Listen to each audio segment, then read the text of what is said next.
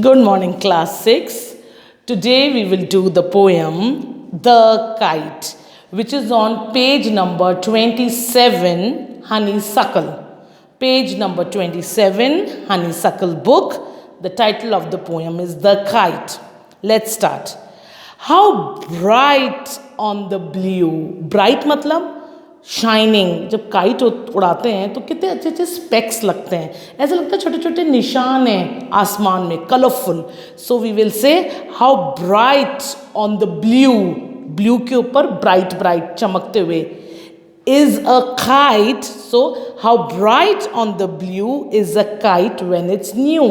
तो जब new kite होती है और वो आसमान में उड़ती है तो वो कितनी ब्राइट लगती है, चमकती हुई लगती है.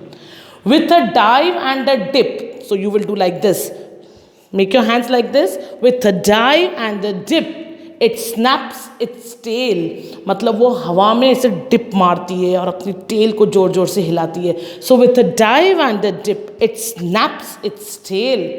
Then soars like a ship with only a sail. और फिर आराम से हवा में ऐसे चलती है जैसे शिप पानी में चल रहा हो. So with a soar, then soars like a ship with only a sail.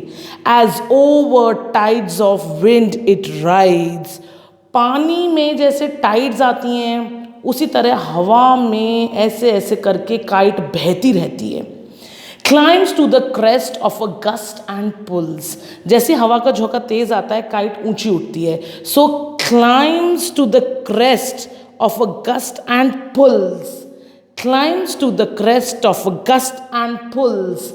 Then seems to rest as wind falls. और जैसे विंड की गति धीरे हो जाती है, स्पीड स्लो हो जाती है, it comes to rest and then seems to rest as wind falls. When string goes slack, you wind it back. जैसे ही जो रस्सी होती है वो ढीली हो जाती है, स्लैक, आप उसको फिर से पुल करते हैं. तो आप स्लैक में छोड़ने का एक्शन करें, पतंग छोड़ते हैं ऐसे धागा, एंड विंड इट बैक में खींचने का करें. When string goes slack, you wind it back and run until a new breeze blows. और तब तक आप खींचते हैं, फिर तब छोड़ते हैं जब हवा का एक झोंका आता है. So and run until a new breeze blows and its wings fill and up it goes. नई हवा के झोंके में पतंग के पंख पूरे भर जाते हैं हवा से और वो और ऊंची चलती है. So we will say and its wings fill and up it goes. How bright on the blue is a kite when it's new, but a raggeder thing you never will see.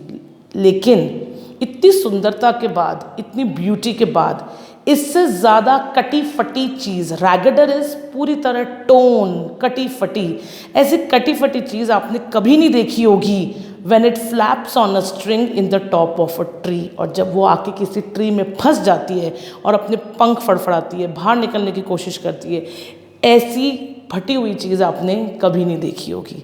So this poem is showing the beauty of the kite and it is also showing the end of the kite when it gets stuck somewhere. So actions क्या करेंगे हम? But a raggeder thing you never will see when it flaps on a string in the top of a tree. Fine, children? So let's do it again. This poem is by Harry Ben. Okay. Let's start. The Kite. How bright on the blue is a kite when it's new. With a dive and a dip, it snaps its tail. Then soars like a ship with only a sail. As over tides of wind it rides. Climbs to the crest of a gust and pulls. Then seems to rest as wind falls.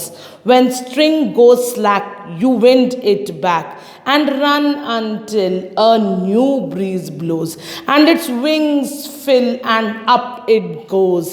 How bright on the blue is a kite when it's new, but a raggeder thing you never will see when it flaps on a string in the top of a tree. Thank you. Okay, children, so learn this poem with proper actions and expressions. Bye-bye.